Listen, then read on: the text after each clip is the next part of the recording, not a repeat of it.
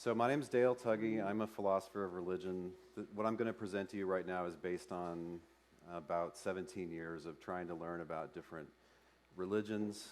And so my question is, are all religions the same? And some people will tell you that they are. And the short answer, and I didn't make this up, I stole it from another guy that I'll tell you about in a minute. The short answer is, why sure, all religions are the same, so long as you ignore all the differences. A famous guy in religious studies named Ninian Smart distinguished seven different aspects of religious traditions. He calls them, and this is the top of the handout, the practical and ritual side of religion, the experiential and emotional side of religion, the narrative dimension, the doctrinal and philosophical dimension, the ethical and legal dimension, the social and institutional dimension, and the material dimension. In other words, like their art, what kind of buildings they make, and things like that.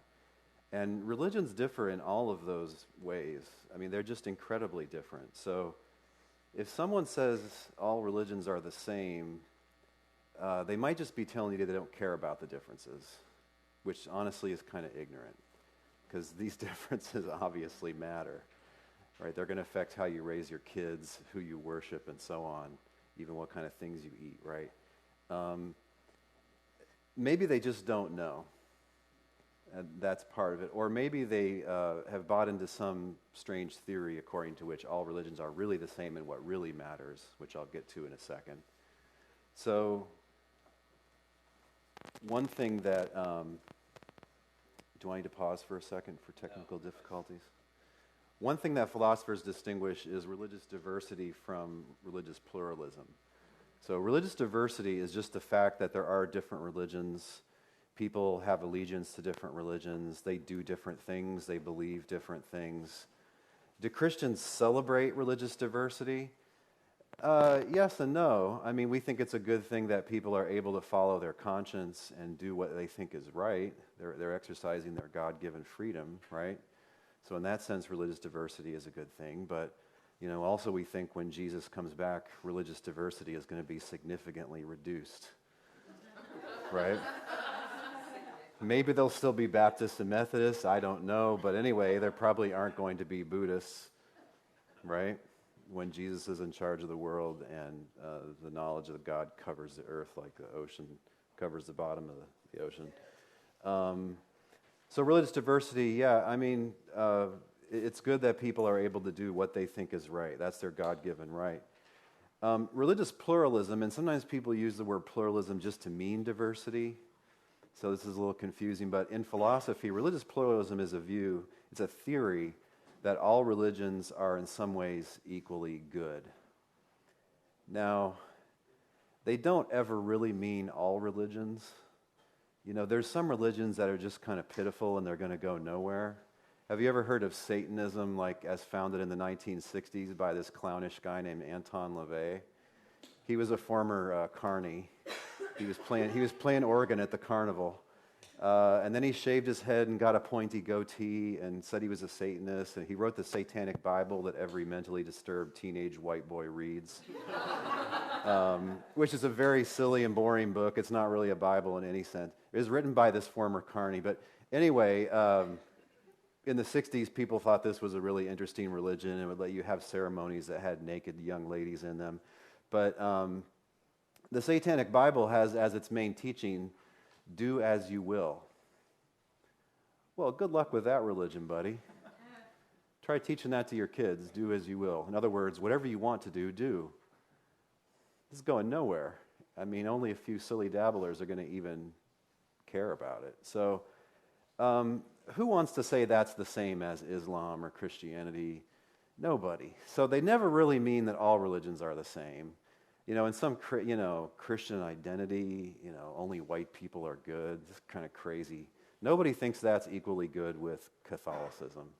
So they're always excluding some. They're sort of, they'll talk a big game like they think they're all equal, but they never think they're all equal.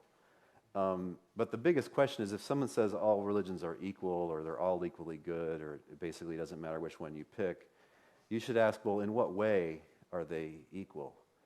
And it turns out whatever way you pick, there's kind of problems. So sometimes, particularly, well, let me say this. There are certain crowds of people for whom this is a dogma, that all religions are equal. The main crowds would be modern Hindus and religious studies professors and certain, kind of upper class college educated people that maybe had a class from one of those professors. So you may run into these people. Look, if you say all religions are true, just logically, all their teachings are true, that just can't be right, Some religions teach that there's no God, like Buddhism and Jainism. And we think there's a God, and the Jews think there's a God. So they just can't both be right, just as a matter of logic. So that goes nowhere. Or it could be something like Christians and Muslims believe in one God, but the Muslim teaching is that the last and greatest revelation of the one God is this prophet Muhammad. And Christians think that the last and greatest revelation of God is Jesus, the Messiah. And those cannot both be true. They can't both be the last and greatest revelations. They're not the same guy. Okay. So, yeah, the all true kind of just falls down as soon as you start to think about it at all. Sometimes they might mean that all religions, or all the respectable ones that educated people enjoy playing around with, they all have equally good effects on their adherents or good effects on the wider world. Really? I mean, that's an empirical question. You'd have to actually study that and look at the people. And you can't just say that as an article of faith. I mean, how would you know that? Just, I can just tell right now they all have equally good effects. Wow, man. You've got superpowers, don't you? Now, there is something that's true in the area, which is a system can't get to be a major world religion unless it works pretty well. So just to use as an example, Hindus or Buddhists, are they in favor of marriage? Yes, at least not for monks and nuns. But yes, generally, marriage is good. Motherhood, yes. Adultery, boo, we're against that. Stealing, no, we don't like stealing. On moral questions, there's going to be a lot of common sense overlap. Well, it wouldn't have got to be a big world religion unless it worked well enough with human nature. So, but this is kind of a trivial point. Here's a comparison. Think about any of the fad diets you've ever run across. I'm going to only eat grapefruit. I'm going to only eat meat. I'm going to eat only raw vegetables, whatever.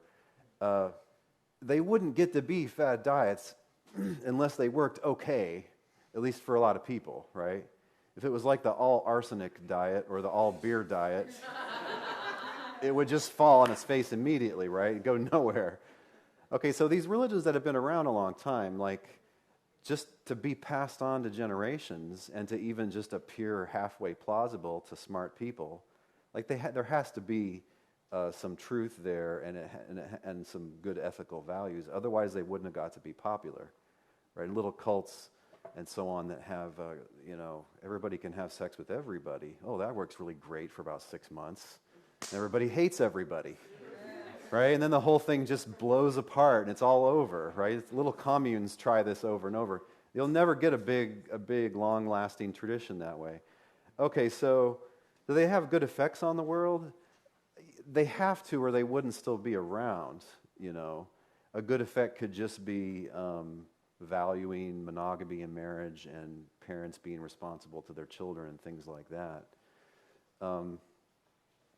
Some pluralists think that all religions involve interacting with the same being.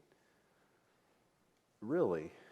That's interesting. How would you tell that? That's a tough question to answer. That's not what the people in the religions think. Take Buddhists. They might think they're interacting with the Buddha, and they don't think that's the same being as God. So you're going to swoop in and say, no, they're really all interacting with the same being. That's a theory. Out of all the theories I've heard today, that's one of them, but I can't say a lot more about it. There are philosophers that have tried to develop this. Sometimes a pluralist means that all religions will equally well get you the cure, whatever religion's supposed to get a person. So someone might say you can be saved or you can be reconciled to God through any religion. Really? A religion that doesn't involve belief in God is going to reconcile you to God? Strange. Or if you think the cure is, obtaining nirvana, how is a religion that doesn't believe in nirvana and never talks about it and doesn't try to do anything to get that goal, how are they going to magically get that goal anyway? So it's not very plausible. Now, when I said a while ago, someone that says all religions are the same might be in the grip of a theory. Is that my mic making that sound? I hope it's not. And if you ever read books about religions, there's an author named Houston Smith. Houston with no O. Well, with only one O. It's Huston. And this guy sold millions of books. And he was a big-time sort of, I would call him kind of a educated religious tourist. Like, he would go around, like, try out all the different religions, and he kind of thought he could sort of combine them. But the view that he eventually comes up with, and it's very strange, but the basic thought of it is there's an essential core that's the same in all religions, just some kind of mystical experience. And so, in that way, all religions are the same. They all involve the same unusual experience of something or other. Okay, but it's hard to swoop in as an outsider, someone who's not a member of that religion, and say, I'll tell you what really matters here, my friends. I'll tell you what's really essential. All this other stuff doesn't matter, but what's really essential is what I say. Okay, Mr. Professor, that's interesting that you think you can determine what's essential to all religions. But that's a view that you will run across sometimes if you're reading books. And that's a problem with reading books about religions, by the way, is that the person might have some really wacko ideology, frequently pluralistic in some way. Another ideology that especially textbook authors will have is that theistic religions are all patriarchal and authoritative and boring, and the Eastern religions are so much more just kind of integrated and groovy and free-flowing, and just, it's a lot of grown hippies that were disillusioned by everything Western, and they have a very kind of romantic, naive view of everything non-Western, and so they're kind of seeing what they want to see in it. But anyway, when I was looking for a world religions textbook to develop a course on world religions at the college where I was teaching, I went through maybe more than a dozen books, and a lot of them were just inaccurate because the author had some weird bias. At the bottom of the handout, I recommend a good book in that. But okay, so there's all these different aspects of religion. Religions are wildly different in the stories they tell, in the art they produce, in their institutional structure. To me, out of those 7 dimensions of religion, the one that's really foundational is the doctrinal and philosophical. It's what they teach about reality that's really key. If you understand that, you will then be able to understand the artwork, the institutional structure, the experiences and emotions, the rituals, right? To get it all, you have to understand the teaching. What do they think is real? What do they think about human beings? Do they believe in God, or they believe in some ineffable something? So that's really, I think, what's properly focused on if you want to understand a religious tradition. And a key part of their teaching is 4 claims. And this is not original to me. I would say nothing in this talk is original to me. This is taking a lot of good stuff from different scholars. You can talk about a religion's diagnosis, cure, its methods, and its exemplars, or exemplar. And so I want to explain what those are and why this could be relevant to you as you try to think in a Christian way and interact with people who are interested in different religions and even just sort of understand different religions from a Christian perspective. But first, let me say 2 things that can trip a person up, that can trip a Christian up. Christianity is more doctrinally focused. It's more focused on truth than any other religion. And consequently, we're very quarrelsome. Islam probably comes in second place, but we care a lot about teaching. I mean, in a sense, it's kind of mostly about the teaching, right? Why do we spend so long on sermons? Why are we so bookish? Why do we write so many books? Why do we read so many books? Why do we take all this teaching so dang seriously? A lot of religions aren't so much that way. Like, if you just want to be a part of the community and do the rituals, that's cool with them. They don't particularly care what you believe in a lot of cases. This is true of Hindus especially. You could believe just about anything, and you could be a Hindu as long as you keep the food rules, go and keep the holidays, and observe other traditional practices, caste distinctions, and so on. Jews are not, in modern times, Jews are not nearly as doctrinal as Christians. You could be an agnostic, but, are you showing up for the meetings? Are you keeping whatever rules they think should be kept? Right? They differ about that. So that's one Christian assumption. You should not assume that other religions really care about doctrine and teaching as much as Christians do, because they don't. They generally, that's a little bit less central. Another assumption that Christians have is that there's really one teaching per religion. There's one theology per religion. Nope. It's more complicated. Sorry. So when I talk about diagnosis and cure, different types of Christianity even are going to have wildly different diagnoses and cures. But even more so, different types of Buddhism, different types of Hinduism, different types of Judaism. So suppose someone tells you they're a Christian, okay? You shouldn't assume you know very much about them based on that, right? Do they go to a mainline or liberal church? Are they evangelical? Are they biblical Unitarian? Are they say, oh, I'm Christian, comma, and also Mormon? Well, that's kind of different, So, so if you just find out someone's a Buddhist, you don't hardly know anything about them other than they have some kind of generic loyalty to that brand. And then you have to just keep asking questions. A Zen person might be totally different than, a Theravadan from Sri Lanka or something. But anyway, so there's 4 core claims in any religion is going to teach. Anything that's, bigger than like a tiny tribal religion somewhere, I think, is going to address these questions. So there's a diagnosis, there's a fundamental problem facing human beings. Now, we got lots of problems, don't we? We got no shortage of problems. But what religions do is they try to say what the basic thing is that's broken, the basic thing is that needs fixing. So for, New Testament-oriented Christians, the diagnosis is something like human beings are estranged from God because of sin, and so we're subject to sin and death. Okay, but then a religion is going to come along and give the cure. There's a way to positively and permanently resolve that problem. So the way to do this is to believe in Jesus, that Jesus is God's Messiah. Through him, through the new covenant established through his death, resurrection, to be reconciled to God, that leads to eternal life. Right, so that's pretty much the diagnosis and cure. And it's a little bit similar to some diagnoses and cures in other religions. So Islam is similar, right? It's something like people rebel against God, and the cure is to submit to God by adopting all the ways of the prophet as explained in the Hadith and the Quran. There's a sin and God problem there that's similar. The diagnosis and cure is similar, but it's not the same.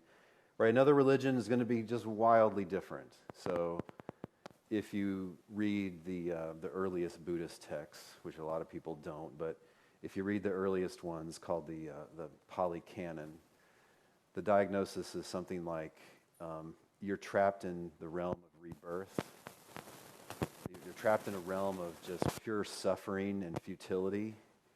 And the cure is to follow the teachings and the Noble Eightfold Path of the Buddha. And this will allow you to escape the cycle of rebirth and to obtain nirvana, whatever that is. So it's escapist, right?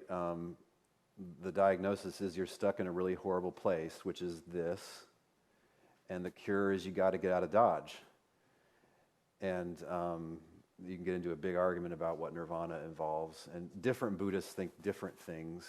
I mean, if you meet a Western convert to Buddhism, they might just think the diagnosis is people tend to be selfish and stressed out, and the cure is to practice sitting meditation for 20 minutes a day, and this will make you more compassionate. Like something really completely different than what I said before. Doesn't involve anything about life after death or rebirth or anything like that. Rebirth, what other religions call reincarnation. So yeah, diagnosis and a cure, if you understand those, I think you understand kind of the heart of any specific religion. And there's also methods and exemplars, so things that you're supposed to do to get the cure. Are you supposed to meditate? Or what do we think? We think you're supposed to pray, you're supposed to fellowship, you're supposed to confess your sin, supposed to be filled with God's Spirit. It's going to be completely different in a lot of religions. There's usually some ritual that's prescribed there, certain things to do, certain things to avoid. And then exemplars would be some actual, typically historical person who has got the cure, and, imitate them. And so, the exemplars for us are Jesus, first of all, right? Read Philippians 2. And then also people like Paul and John and the other apostles and other godly people in Christian history that have tried to love God with all their mind and all their strength, and who have served others in a self-sacrificing way and advanced the cause of God's kingdom. And yeah, the exemplars are going to be very different in other religions. It could be a monk who gave up all his property, became celibate, did spiritual exercises, did 1,000 prostrations a day, said a certain number of mantras a day, and eventually got a better birth next time around, and eventually got out. So, we don't believe that is a good method, right? It's not going to get you what we think the cure is. Okay. So arguably all religions have this sort of teaching. Here's what's interesting. There are things that's not clear if they're religions or not. It depends maybe how you want to define religion. But they clearly have, especially the diagnosis and cure. And they probably have methods and exemplars, and they probably have those 7 dimensions of religion in some form or close to it. So think about communism. Have you ever studied, the ideology of like Maoist China or Stalin-era Soviet Union? You should. It's really dark, but it's very interesting.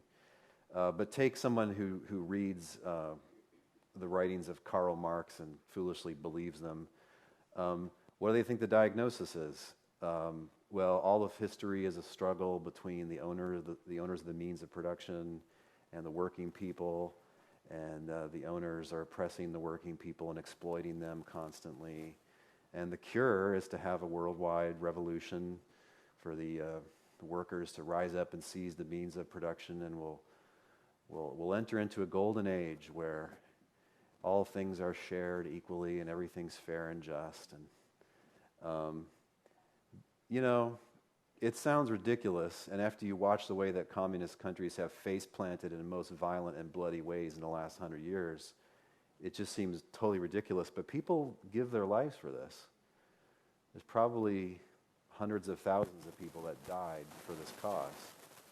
So it plays the same role in their life that traditional religion plays in a lot of people's lives. Okay, so here's my question for you. Do you have non-Christian friends?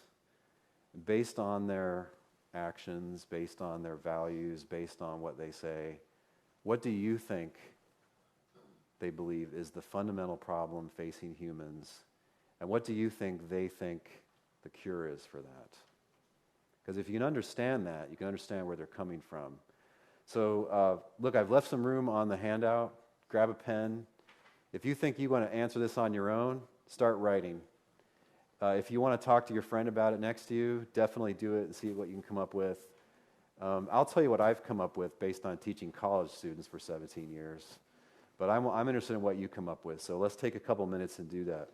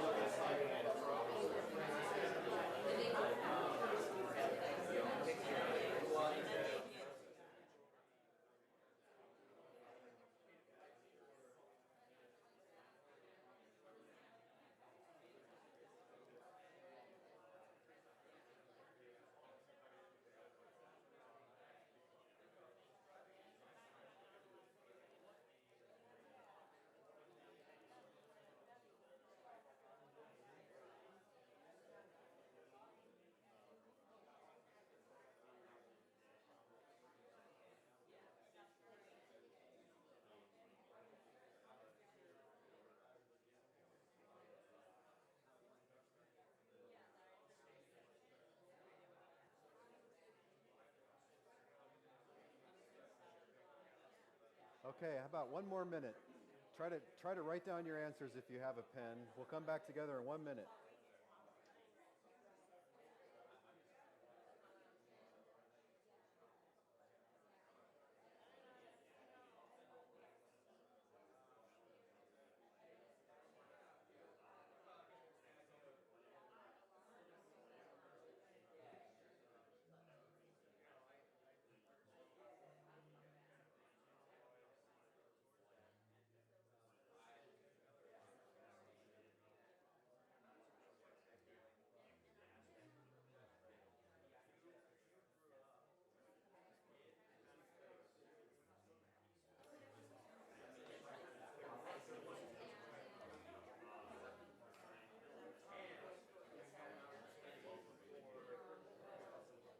All right. Why don't we come back together? I want to hear what some of you guys came up with. Who has a diagnosis and a cure they would like to share with everybody? Something you think maybe your peers believe, at least some days of the week. Sean? Diagnosis is the world limits freedom. Cure, social activism on behalf of minority groups. Yeah. Like, lately the trans, like take up the cause of the trans folks and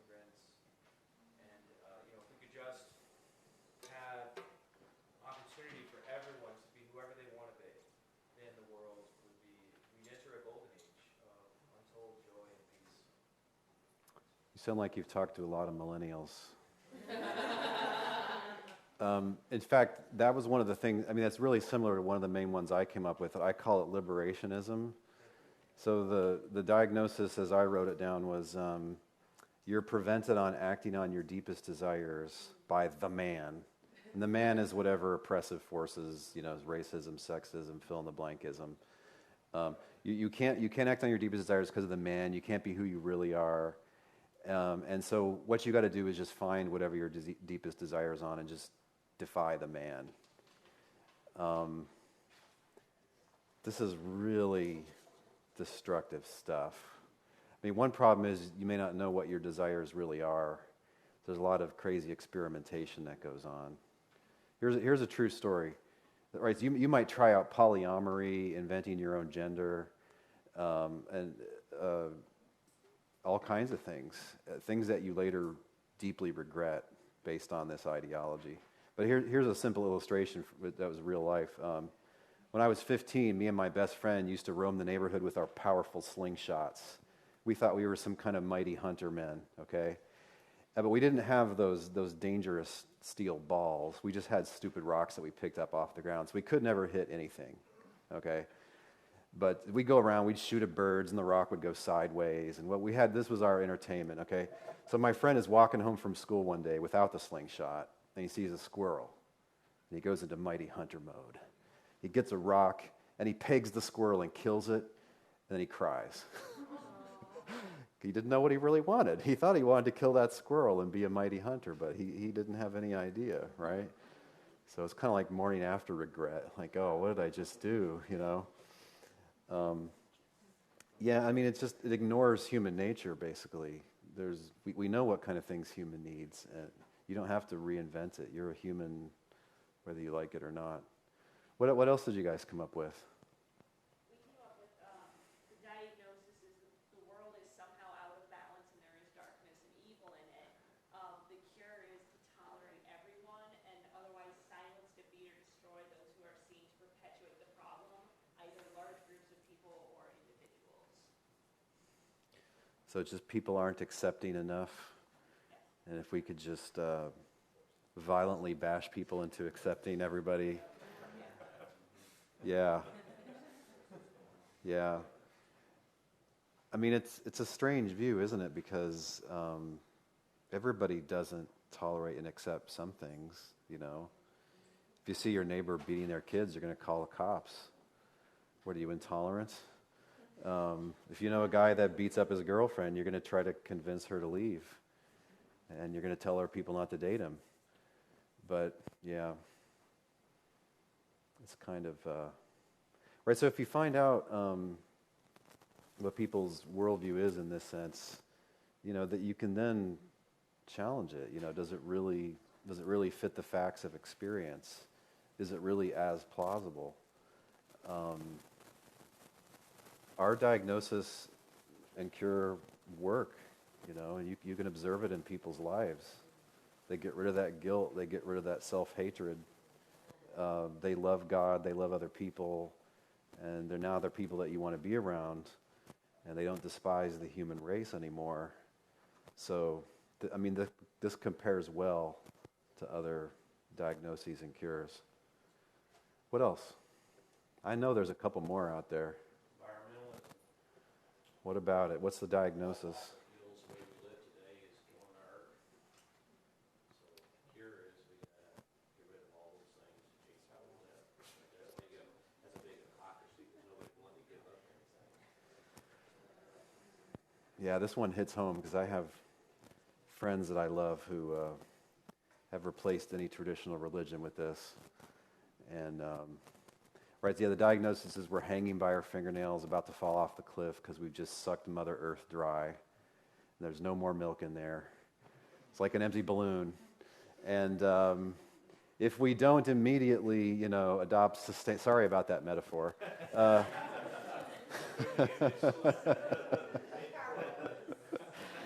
Just be glad I didn't have any PowerPoints. Right, so the cure is, we're going to magically live off the grid. Everybody fantasizes about living sustainably and having zero carbon footprint, and you heckle people that are against this on your iPad, and you drive your Lexus and live in your air-conditioned house. Well, but you fantasize that you're out in the woods. It doesn't work. I mean, there's people that try it, but yeah. The interesting thing about that is every 40, 50 years, the dire predictions turn out to be utterly wrong.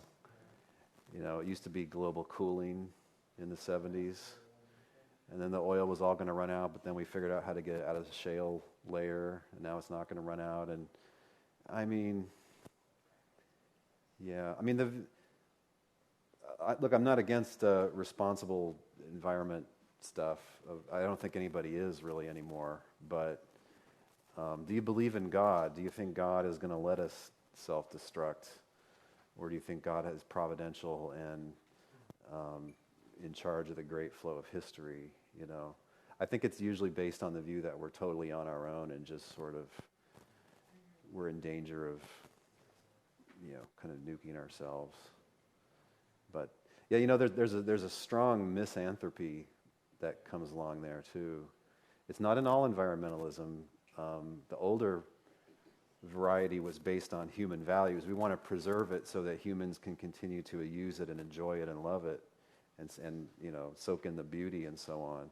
So that's humanistic, human value respecting environmentalism. A lot of times now, mankind is just the invasive species that's infesting the place, and it'd all be better if all of us just committed suicide and let the plants and the animals run free. But is that true? I mean, look, it seems to me that diversity of species and natural flourishing of natural environments goes hand in hand with our taking care of things. Right? We're the only ones that even care about all these things. Gee, it kind of looks like we're designed to be in charge of the place. They kind of sense that too. But yeah, what else did you come up with? What kind of? Those might be some of the biggest ones. Yeah. So the ones that we kind of came up with from people that we've talked to is that there's essentially just inherent evil and darkness, on Earth, and thus In people or in social systems? all of it. It's just Okay. the world is evil. There's just bad all the time, and their cure is to try to escape that and just protect self.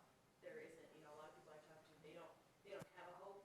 They haven't figured out a cure other than to just try to protect self and escape from the everyday evils and finding ways to cope of alcohol, smoking, drugs, even, too much exercise. Like, people find a way to escape because that's their only temporary Band-Aid kind of cure that they haven't Yeah. figured out how to have a permanent cure that actually works. Yep. So the escape's only mental. Yeah. And boy, does that not work. Holy cow.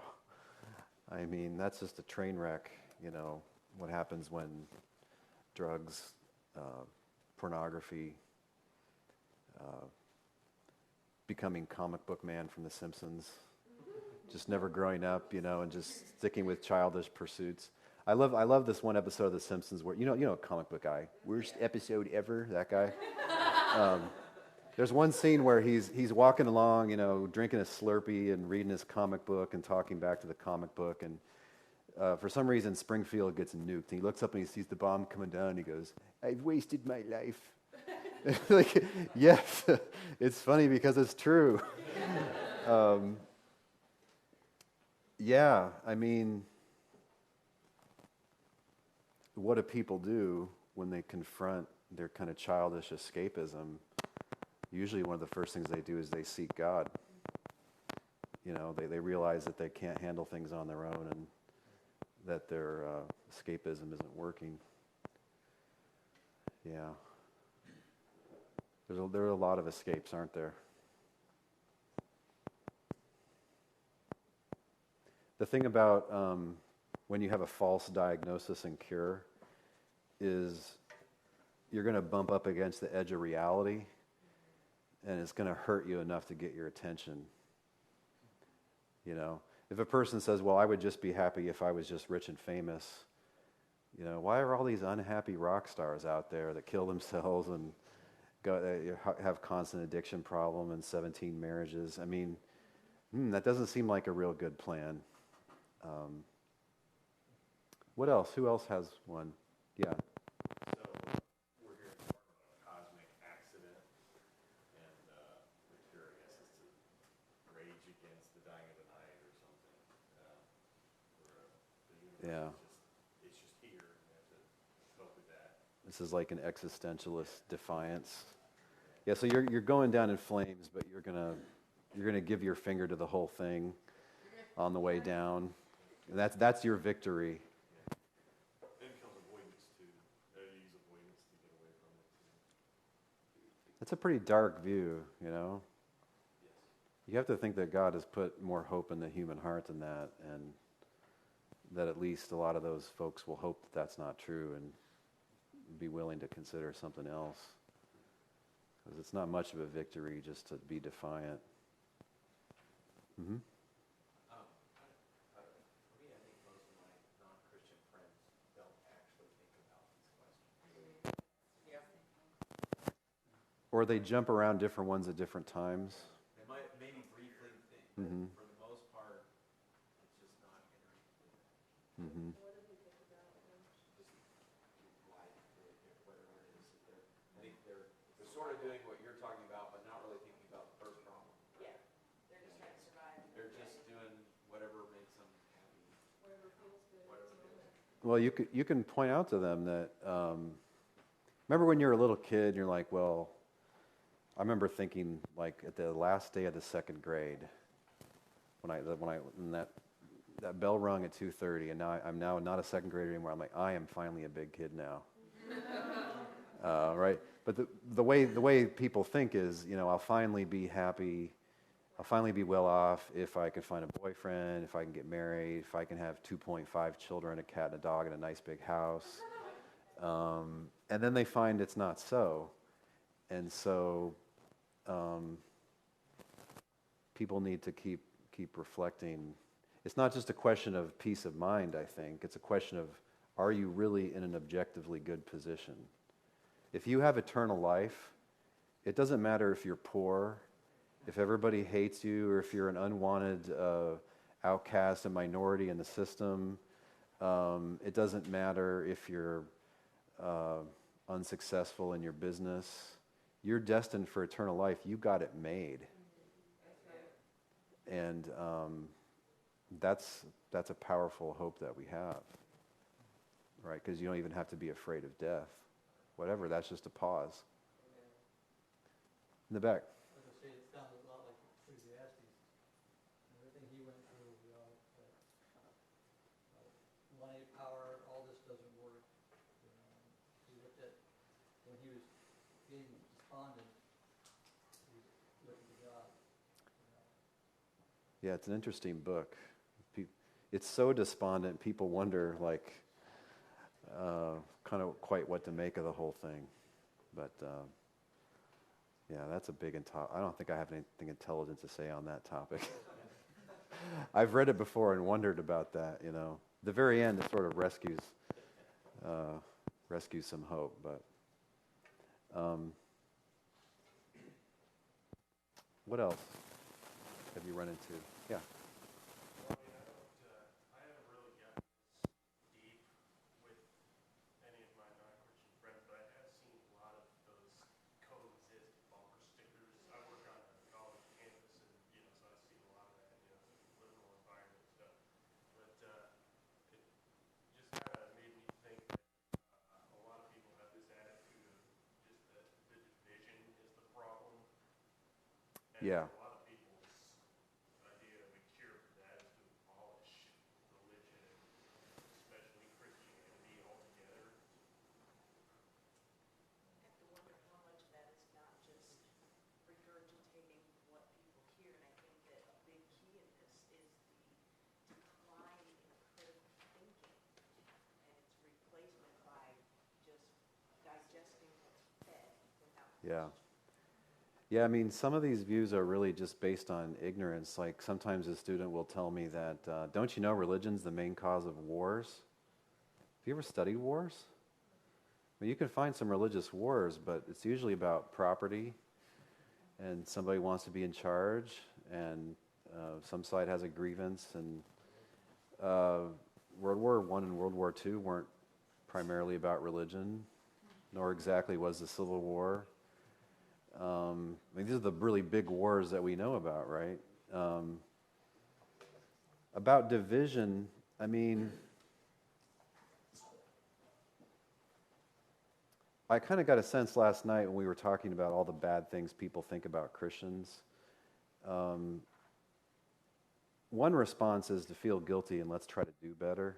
But you also have to realize that a lot of it's based on ignorance, like they've never known a Christian, or just known a few, or drawn really quick, harsh judgments based on the way a guy's dressed. Oh, he thinks he's better than me? I mean, one of the big ones that I run across is, why do you guys hate gays? Now, I've been a Christian a long time. I have to rack my brain to find someone that really hated gay people. Those clowns, what's their names in Kansas? Yeah. It's like a church of like 20 people, all from one family. But they're media darlings, right? Because they love to, they fit the stereotype. And, you know, it's I'm not sure what to do about that other than get to know people and have them find out these stereotypes aren't true. But, I mean, or you know, why do you guys think it's bad to be gay? Well, look, the traditional view is not that. It's that gay sex is against God's will. That's it. You can't be blamed for having a desire, generally speaking. So no, it's never been part of the platform to hate gays. Sometimes people, what they do is they, in our unthinking, politically charged environment, they'll find the left or the right-wing person who's like the most extreme talk show screamer, and they'll be like, oh, that's what those people are. I lived for a while in the godless Northeast, and yeah, a lot of them think that Christians are just whatever like the worst Republican they can find thinks. And now this is ignorant, because you don't have to be a Christian to be a Republican. And you know, there are churches that make a big mistake of politicizing the whole thing, right? So then we've got to keep the gays from invading our schools with their propaganda and so on. They think that's hating gays. Well, it's consistent with hating gays, but anyway, that's just not something that we teach. It's just that we have a rather strict sexual morality. It's also strict on, you know, unmarried people and et cetera. Does anybody else have another one they wanted to share, a diagnosis and cure? One of them was kind of broad, it kind of fit, but it's similar to like the coexist thing where I know let's say a lot of millennials, you know, people in my age group probably would think this, or at least half of them, that the problem is that people are mean, and I think in general, you know, like and so all the mean things, if we just stop being mean and be nice, then we can, you know, the world can be a better place. And that's where you get like when people have different ideas, for instance, on how medical budgets and things of the government should be taken care of. What happens is one side will say the other side is evil or bad, and they're being mean, rather than they just have different ideas of how to fix the problem. Right. And I think it's the same thing in religion. Different political philosophies. Just, you know, I've met a lot of nice Muslims and Hindu people and all kinds of stuff over the years, and just being nice doesn't, because you have to agree on the problem first, and then on how to fix it, which is kind of what people said. But then the other one that I was just thinking about is science, because I have we call him bio dad, bio grandpa, because it's my biological grandpa, but he kind of hasn't been in the picture because he left when he was young, and he was a Christian. But he's like totally left, and he's really big into science. And I think it's like Walt Disney, a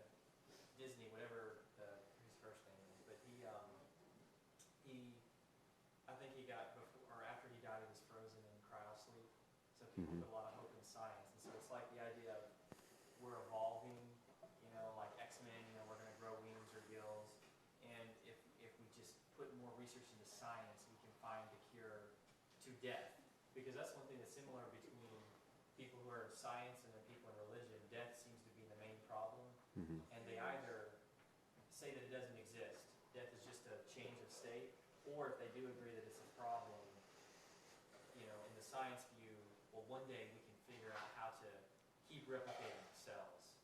And so they look to science and advancement.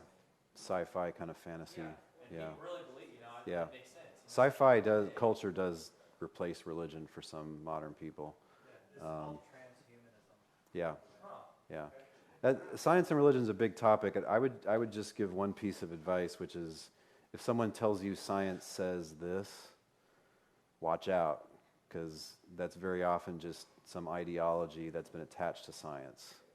So if they say science says, for instance, there's no life after death, what science would that be? Chemistry? Geology? Maybe psychology? Like there isn't a science that's going to give you that kind of answer, right?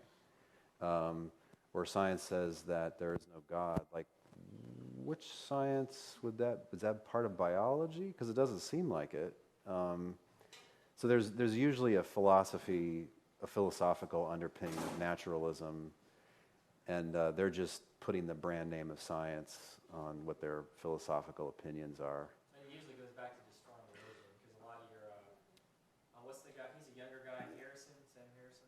Yeah, Sam Harris. Yeah. He's probably my favorite atheist. Mm-hmm. But because he says a lot of really interesting stuff, and if you ever him and Jordan Peterson have some cool conversations. But they think that there's certain aspects to morality that are good, but religion as a whole are bad. We need to just focus on science, which is factual. Then we won't argue and we won't fight. Yeah. Yeah. Well, I mean, look, religions are trying to be factual. When they tell you the diagnosis and cure, those are supposed to be facts about the world, the real world, and about the human beings as such. So a lot of times someone who wants to wave the banner of science, they think that all knowledge is scientific knowledge or all knowledge is empirical knowledge or something like these to be challenged. But anyway, that's another topic. I think I'm out of time. Take one more here. Sure. Okay, so I have an answer for the science thing. Okay. First, who do you think invented science? God. And physics. And second... A lot of theists, really, I mean, in history. And when I was in college, I took a biology class because it was required for my major. And practically day one, she taught us the difference between natural science and the supernatural. The supernatural cannot be proven or disproven by natural science. Yeah, science is by definition based on empirical observation. Yeah. And so, And but if it's supernatural, empirical observation can't deal with certain kinds of facts. Like last night we were talking about moral facts. Imagine you see one guy punch another guy in the face. Did you just see something wrong? Well, maybe you did, maybe you didn't. Okay, but science isn't going to tell you the answer. Maybe these guys are just playing a fun game or they're rehearsing a movie role, right? And maybe nothing wrong was done, but maybe the first guy just assaulted the second guy. So there's facts about whether it's right or wrong. Science is not going to tell you. Science is going to tell you if it's right or wrong to abort a fetus. It'll tell you that if the fetus feels pain at a certain point and things like this. It'll tell you what's happening at different stages of development. So science is not qualified to answer, well, lots of questions, lots of even historical questions. Yeah, like in a court case, it can help, but ultimately the moral of the situation or the reason and all that, none of that is science. Like in the sense of observable, you're trying to understand motivations. Yeah. So science can help in evidence, but it can't actually solve. Human reasoning is broader than science, and human reasoning was around long before there was any science. Like science did not, what we mean by science, it didn't really exist before about the early 1700s. I mean, before that, there was natural philosophy, but we probably wouldn't call it science. But anyway, yeah, human reason's been around before, and there's still more to it than there is to science. Is a subset of human investigation. So, Thanks so much, guys.